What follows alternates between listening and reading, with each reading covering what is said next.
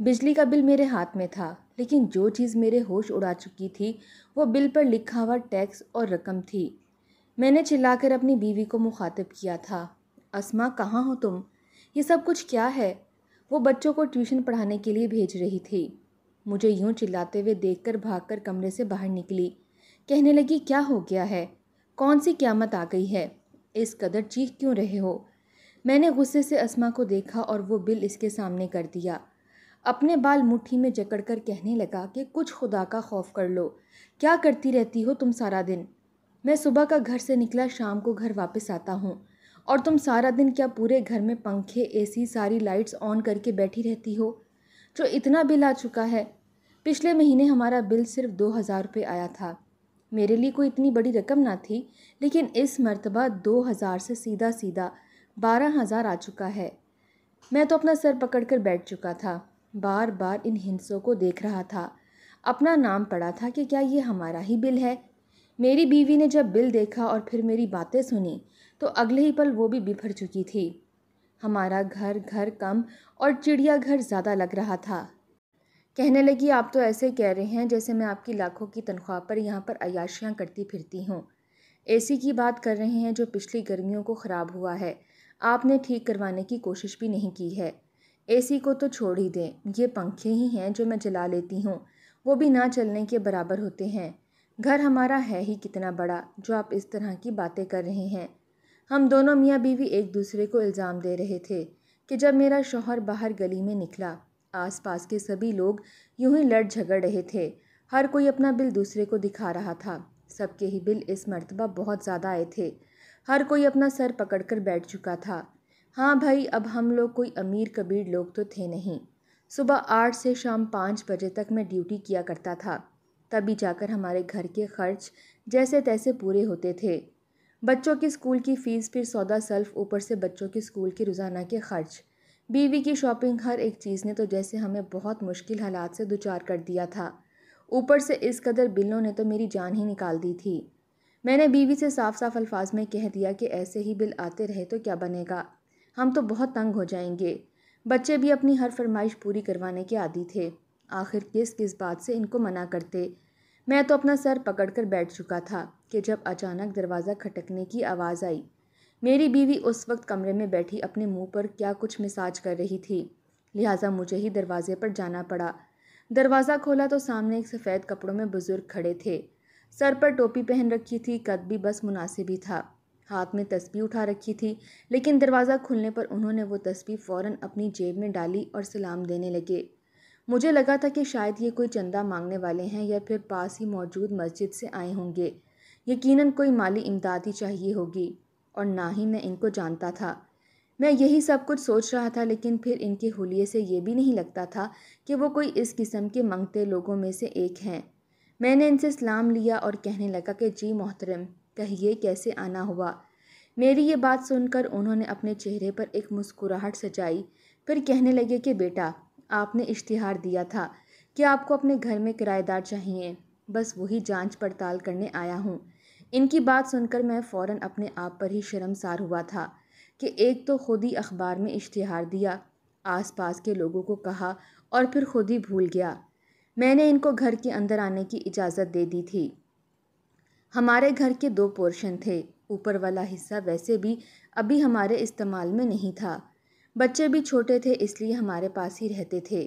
اوپر والا پورشن اس لیے بنا دیا تھا کہ بچے بڑے ہوں گے تو ان کے استعمال میں آ جائے گا، لیکن فی الحال جس طرح کے حالات ہمارے تنگ ہو چکے تھے اور دن بہ دن ہمارے ملک میں غربت بڑھ رہی تھی، ایسے میں اپنے گھر میں کرایہ دار رکھ کر کرایہ وصول کرنا ہی بہتر تھا۔ میں اسی وقت ان کو اپنے گھر میں لایا، پھر اوپر والا پورشن دکھایا۔ انہیں میرا گھر پسند آ چکا تھا۔ اوپر والے پورشن میں 2 کمرے، لاؤنج، کچن اور باتھ روم موجود تھا۔ انہوں نے گھر کا جائزہ لیا، پھر مجھے دیکھا، کہنے لگے کہ مجھے تم اخلاق کے بڑے ہی اچھے لگے ہو، گھر بھی تمہارا بڑا مناسب سا ہے، اس لیے میں نے طے کر لیا ہے کہ میں تمہارے گھر میں ہی رہوں گا۔ یہ بات سن کر میرے چہرے پر مسکراہٹ آئی تھی۔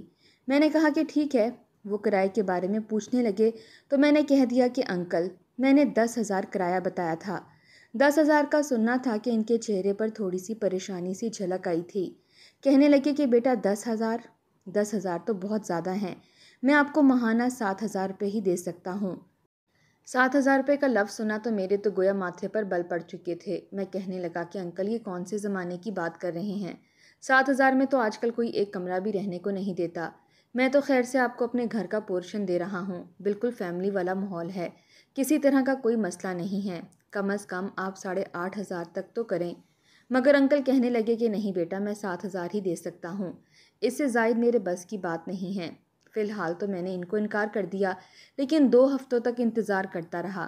جب مزید کوئی کرایہ دار نہ آیا تو میری بیوی کہنے لگی کہ تم ان کو ہی بلا لو، کم از کم کچھ نہ کچھ پیسے تو ہاتھ آئیں گے ہی، پھر دھیرے دھیرے جو اماؤنٹ ہوگی مزید بڑھا لیں گے۔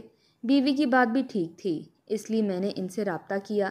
انہیں اب تک کوئی مناسب گھر نہیں ملا تھا، اس لیے وہ اگلے ہی روز ہمارے گھر میں شفٹ ہو گئے۔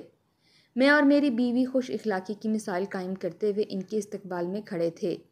بیوی سوچنے لگی کہ سارا دن گھر میں بور ہوتی رہتی ہوں، بچے بھی اسکول سے پڑھ کر آتے ہیں تو ٹیوشن چلے جاتے ہیں، ٹیوشن پڑھنے کے بعد رات کو گھر آتے ہیں، کھانا وغیرہ کھا کر پھر سو جاتے ہیں۔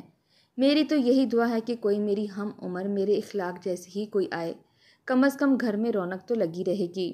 تبھی ایک گاڑی آئی اور اس میں سے وہ بزرگ نکلے، اور ان بزرگ کے ساتھ ہی ان کی بیوی تھی۔ ان کی بیوی کو دیکھ کر اگلے ہی پل میں ٹھٹک چکا تھا۔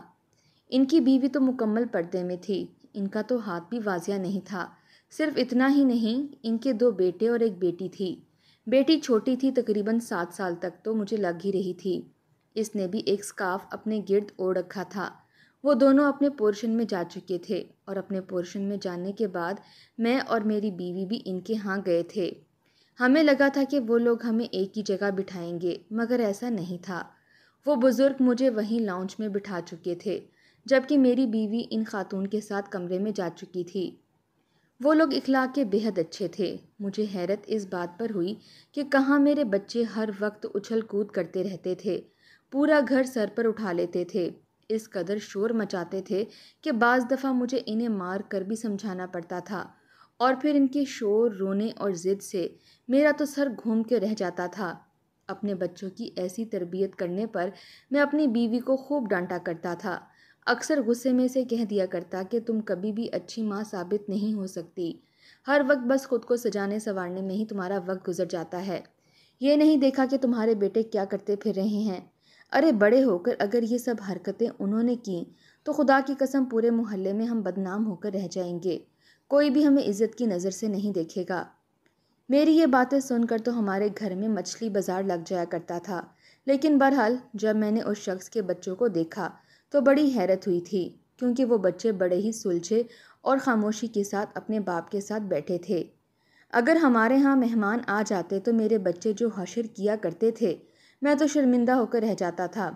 اور ایک مرتبہ میرے کچھ دوست دوسرے شہر سے مجھ سے ملنے کے لیے آئے تھے، وہی دوست جس نے مجھے بھی کہا تھا کہ میرے کاروبار میں انویسٹ کرو، لیکن میں نے اس ڈر سے انویسٹمنٹ نہ کی کہ میرا نقصان ہو جائے گا، اور آج وہی شخص کروڑوں روپے میں کھیل رہا تھا۔ میرے پاس ایک چائے کا کپ پینے کا وقت نکال کر آیا تو میری بیوی نے کئی لوازمات پیش کیے، لیکن اس سے پہلے کہ مہمان کھاتے، میرے بچے ہی وہ چیزیں اٹھا اٹھا کر اسے ختم کرنے پر تلے ہوئے تھے۔ میں تو شرمندہ ہو کر رہ چکا تھا، کیا عزت رہ چکی تھی میری، لیکن یہ بچے مجھے الٹا چیزیں اٹھا اٹھا کر دے رہے تھے کہ انکل یہ بھی کھائیں، انکل یہ بھی کھائیں، اور میں بس دیکھتا ہی رہ گیا تھا۔ جب میں اور میری بیوی واپس آئے تو بچوں نے لاؤنج کا حشر ہی بگاڑ رکھا تھا۔ صوفے سے کشن نیچے گرے ہوئے تھے، گلدان ٹوٹا پڑا تھا، یہاں تک کہ تازہ پھول جو گلدستے کی صورت میں گلدان میں پڑے تھے وہ بھی زمین پر بکھرے تھے، ایک ایک پتی اڑ رہی تھی، اور میرے دونوں بیٹے ٹی وی لاؤنج میں بیٹھے ریموٹ کے لیے جھگڑ رہے تھے۔ ان کو یوں کرتا دیکھ کر میں غصے سے دھڑا تھا۔ میرا چلانا تھا کہ دونوں بچوں نے ڈر کر فوراً ریموٹ چھوڑ دیا۔ ریموٹ زمین پر گر کر 2 ٹکڑوں میں تقسیم ہو چکا تھا، اور اس کے سیل نکل کر میرے پاؤں تک آئے تھے۔ ایک مرتبہ پھر ہم بالکل ویسے ہی لڑنے لگے تھے جیسا کہ اکثر اس گھر میں لڑتے تھے، لیکن اس مرتبہ ہم دونوں میں ایک جھجک تھی کہ اگر اوپر والے پورشن تک آواز گئی تو وہ لوگ ہمارے بارے میں کیا سوچیں گے کہ یہ کیا جاہلوں کی طرح ہم لڑتے ہیں۔ حالانکہ دیکھنے میں ہم پڑھے لکھے لوگ تھے، مگر وہ لوگ سادے ہونے کے باوجود بڑے ہی رعبدار شخصیت کے حامل تھے۔ بہرحال اگلے چند روز یوں ہی معمول کے مطابق گزر گئے تھے۔ ہم لوگ دوبارہ ان کے پورشن میں نہیں گئے تھے، البتہ میری بیوی کی ان کی بیوی کے ساتھ اچھی دوستی ہو گئی تھی۔ ان کے ہاں جو بھی کھانا پکتا تھا وہ ہمارے ہاں پلیٹ میں سالن یا چاول یا پھر کھیر ڈال کر لازمی بھیج دیا کرتی تھیں، اور میری بیوی بھی جب کچھ اچھا بناتی تو ان کے ہاں کھانا ضرور جایا کرتا تھا۔ اس مہینے جب تنخواہ آئی تو ایک مرتبہ پھر مجھے بجلی کی بل کا ڈر تھا۔ بل اس مرتبہ معمول کے مطابق اتنا ہی آیا تھا۔ مہینے کا اختتام ہو چکا تھا۔ میں نے اپنی بیوی سے کہا کہ ایک مرتبہ پھر وہی حالات، کرایہ بھی بہت کم ہے، اس مرتبہ بڑی مشکل سے حالات گزر پائیں گے۔ تم بتاؤ بچوں کی ٹیوشن فیس کتنی دینی ہے؟ اتنا سننا تھا کہ بیوی کہنے لگی کہ کون سی ٹیوشن فیس، بچے یہیں گھر میں میرے پاس ہی پڑھتے رہتے ہیں، میں نے ٹیوشن چھڑوا لی ہے۔ میں نے یہ سنا تو حیران ہوا، پھر کہنے لگا کہ اچھا، یہ تو بڑی اچھی بات ہے، تمہارے پاس اتنا ٹائم نکل آتا ہے۔ تو بیوی کہنے لگی کہ ہم بچوں کے لیے ٹائم نہیں نکالیں گے تو کس کے لیے نکالیں گے؟ صبح سویرے ساری صاف صفائی کر لیتی ہوں، پھر تھوڑا وقت اوپر والے پورشن میں جا کر باجی رابعہ کے ساتھ وقت گزارتی ہوں، بڑی ہی اچھی خاتون ہے۔ میں تو سوچ رہی ہوں کہ آج سے بچوں کو ان کے پاس قرآن پاک پڑھنے کے لیے بھیج دیا کروں۔ میں اپنی بیوی کی طرف دیکھ کر حیران ہو رہا تھا کہ میری بیوی یہ سب کچھ کیا کہہ رہی تھی۔ میں نے اس کی باتوں میں ہاں سے ہاں ملا دی۔ میری بیوی نے جب بچوں کو بتایا کہ کل سے تم لوگ قرآن پاک پڑھنے کے لیے اوپر پورشن میں باجی رابعہ کے پاس جاؤ گے، تو بچے چیخنے چلانے لگے تھے، کہنے لگے کہ ہم نے کچھ نہیں پڑھنا، ایک تو ویسے ہی اسکول سے پڑھ کر تھکے ہارے آتے ہیں، ایک مرتبہ پھر ہم اپنی مغز ماری شروع کر دیں۔ لیکن میری بیوی نے اس مرتبہ انہیں ڈانٹ کر نہیں بلکہ بڑے ہی پیار سے سمجھایا تھا۔ میں تو جتنا حیران ہوتا اتنا کم تھا، میری بیوی میں اچانک یہ بدلاؤ کیسے آ گیا؟ بجائے بچوں کو ڈانٹنے کے، مارنے کے، ان کے کان مڑوڑنے کے، وہ بچوں کو اپنے پاس بلا چکی تھی۔ دونوں بچوں کو اپنے ساتھ لگا کر کہنے لگی کہ بیٹا دیکھو، یہ دنیاوی پڑھائی ہے، پڑھ لکھ کر تم لوگ کل کو ڈاکٹر بنو گے، انجینئر بنو گے، پیسے کماؤ گے اور اپنی زندگی مزید خوشحال بناؤ گے۔ لیکن یہیں خدا نخواستہ اگر اللہ تعالیٰ ہماری سانسیں روک لیں اور ہم قبر کے دہانے تک پہنچ جائیں تو ہم اللہ تعالیٰ کو کیسے اپنا منہ دکھائیں گے؟ جب وہ پوچھے گا کہ تم نے قرآن پاک پڑھا، کون سی نیک باتیں سیکھیں، ان پر کتنا عمل کیا، تو پھر ہم فرشتوں کو کیا جواب دیں گے؟ میری بیوی جس طرح بچوں کو سمجھا رہی تھی، مجھے تو لگ رہا تھا کہ یہ سب کچھ ایک خواب ہے۔ میرے بچے بھی فوراً ہی سمجھ چکے تھے اور وہاں سے اپنے اپنے کمروں میں چلے گئے۔ اپنی بیوی کو اتنا بدلا بدلا دیکھ کر میں حیران تھا۔ بیوی سے کہنے لگا، خیر تو ہے، کہیں تمہیں کوئی بخار تو نہیں ہو گیا، یا میں خواب تو نہیں دیکھ رہا؟ تم یہ کیسی بہکی بہکی باتیں کر رہی ہو؟ آج سے پہلے تو میں نے تمہیں بچوں کے ساتھ کبھی اتنے پیار سے بات کرتے ہوئے نہیں دیکھا۔ میری اس بات پر وہ مسکرائی اور کہنے لگی، کچھ نہیں، بس مجھے اپنے رویوں پر پچھتاوا ہو رہا ہے، میں بلا وجہ ہی بچوں کے ساتھ لڑتی جھگڑتی رہتی تھی، حالانکہ یہ سب کچھ تو غلط ہے، بچے تو پیار کی زبان سمجھتے ہیں۔ میں اپنی بیوی کے یوں بدلے رویے سے خوش ہو چکا تھا۔ میری بیوی کی عادت تھی کہ وہ ہر مہینے پارلر ضرور جاتی تھی، ہزاروں روپے اسے چاہیے ہوتے تھے۔ وہ شہر کے ایک اچھے بیوٹی سیلون میں جایا کرتی تھی اور وہاں جا کر اپنا ہیئر کٹ، چہرے کی دیکھ بھال، ہاتھوں پیروں کا مینی اور پیڈی کیور کروایا کرتی تھی۔ اس مرتبہ بھی مہینے کی 10 تاریخ آ چکی تھی۔ میرے پاس کافی پیسے بچے پڑے تھے، کیونکہ ایک تو بچوں کی ٹیوشن فیس بھی ادا نہیں کرنی تھی، پھر ابھی تک بیوی نے بھی مجھ سے پیسے نہیں مانگے تھے۔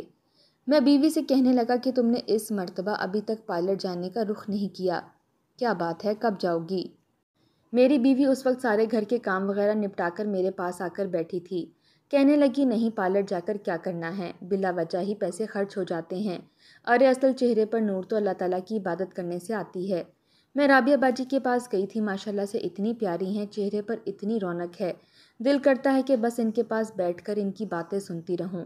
ان کا اخلاق ہی ایسا ہے۔ ان کو جب میں نے بتایا کہ میں ہر مہینے جا کر اپنے چہرے کی دیکھ بھال کرواتی ہوں، تھوڑا فیشل وغیرہ کرواتی ہوں، مساج کرواتی ہوں، یہ سن کر وہ بڑی حیران ہوئی تھیں۔ کہنے لگیں کہ اگر نماز پڑھی جائے، عبادت کی جائے، وظیفے کیے جائیں اور چہرے کی خوبصورتی کے لیے گھریلو ٹوٹکوں کا استعمال کیا جائے تو یہ سارے مسئلے مسائل تو خود ہی حل ہو جاتے ہیں۔ انہوں نے مجھے کچھ ایسے ٹوٹکے بتائے ہیں، گھر میں ہی موجود اشیاء سے میں نے اپنے چہرے پر 2-3 دفعہ استعمال کیا تو میرا چہرہ تو کسی فیشل سے بھی زیادہ خوبصورت دکھائی دینے لگا ہے۔ میں بھی خوش تھا، میرے پاس کافی پیسے بچ چکے تھے۔ پہلے تو ہر مہینے میری بیوی کہتی کہ مجھے باہر کھانا کھلانے لے کر جائیں، گھمانے پھرانے لے کر جائیں، آؤٹنگ پر جانا ہے، اور پھر جب میں ان کو باہر لے کر جاتا تو نہ صرف میری بیوی شاپنگ کیا کرتی تھی بلکہ 5 اسٹار ہوٹل میں کھانا بھی کھایا کرتی تھی، اور یوں اگر وہاں کا پانی بھی پی لیا جائے تو بل تو پھر حد سے زیادہ بنتا تھا۔ اس روز جب میرے پاس زیادہ پیسے بچے تو میں خود ہی اپنی بیوی کے پاس جا کر کہنے لگا کہ آؤ آج کا کھانا باہر کھاتے ہیں۔ اتنا سننا تھا کہ میری بیوی نے بڑی ہی بیزاری سے میری جانب دیکھا، کہنے لگی کہ باہر کے کھانے کا نہ ذائقہ ہوتا ہے نہ کچھ اور، بل بھر بھر کر دینا پڑتا ہے۔ آج میں آپ سب کے لیے خود اپنے ہاتھوں سے کھانا بناؤں گی۔ مجھے تو گویا چکر سے آ چکے تھے، یہ باتیں میری بیوی ہی کر رہی تھی، کہیں میری بیوی میں کسی اور کی آتما تو نہیں گھس آئی تھی۔ بہرحال اس روز میں نے اپنی بیوی سے کہا کہ مجھے بمبئی بریانی کھانی ہے۔ میری بیوی نے گھر میں خود وہ بریانی بنائی تھی اور ایک ڈش میں بریانی ڈال کر اوپر والے پورشن میں بھی بھجوائی تھی۔ وہ لوگ واقعی اچھے تھے، جب سے اس گھر میں آئے تھے سب کچھ اچھا ہی اچھا ہو رہا تھا۔ گھر میں دیچکا بھر کر بریانی بنی تھی، اور وہیں اگر ہم باہر سے جا کر کھاتے تو اس سے زیادہ پیسے لگ جاتے ہمارے۔ ہم نے وہ بریانی پیٹ بھر کر کھائی تھی، بچ بھی گئی تھی۔ کرایہ داروں نے بھی بہت تعریف کی تھی کہ کھانا بہت اچھا بنا ہے۔ میری بیوی کہنے لگی کہ بس طے ہو گیا، آئندہ کے بعد ہم لوگ گھر میں ہی کھانا بنایا کریں گے، باہر سے کوئی چیز نہیں آئے گی۔ پیسے کافی زیادہ بچ چکے تھے۔ میں تو سمجھ نہیں پا رہا تھا کہ ایک تو میرے خرچے اتنے ہوتے تھے کہ مہینے کے آخر میں مجھے بعض دفعہ اپنے دوستوں سے کچھ پیسے ادھار مانگنا پڑتے تھے، لیکن اب اتنے پیسے بچ چکے تھے کہ میں خوش تھا۔ بیوی کو وہ پیسے دیے کہ یہ تم سنبھال کر رکھ لو، بعض دفعہ ضرورت بھی پڑ جاتی ہے۔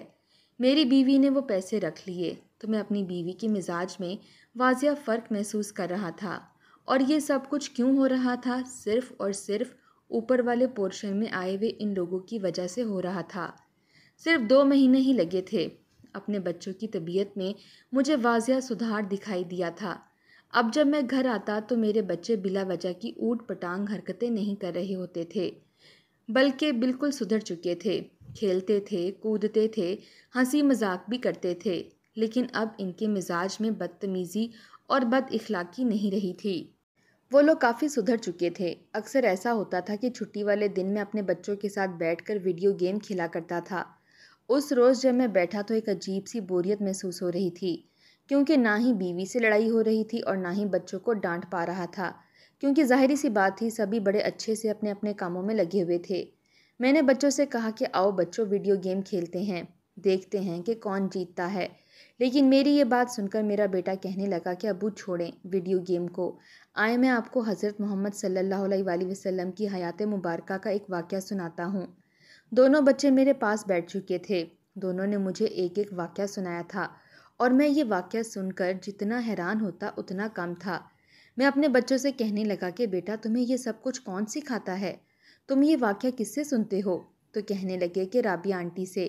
یہ تمام تر واقعات وہ سناتی ہیں، صرف قرآن پاک نہیں پڑھاتی بلکہ ہمیں دینی واقعات سکھاتی ہیں۔ اب مجھے سمجھ آئی تھی کہ ہمارے گھر میں آنے والی خیر و برکت اور اچھائی کی باتیں صرف اور صرف اوپر والے پورشن میں آنے والے لوگوں کی وجہ سے تھا۔